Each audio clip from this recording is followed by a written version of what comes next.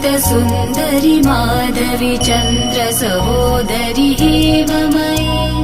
मुनिगणमण्डित मोक्षप्रदायनि मञ्जुलभाषिणि वेदनुते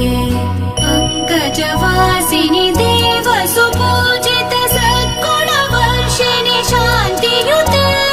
जय जय हे मधुसूदन कामिनि आदिलक्ष्मि जय पालय माम् जय जय हे मधुसूदन कामिनि आदिलक्ष्मि जय पालय माम्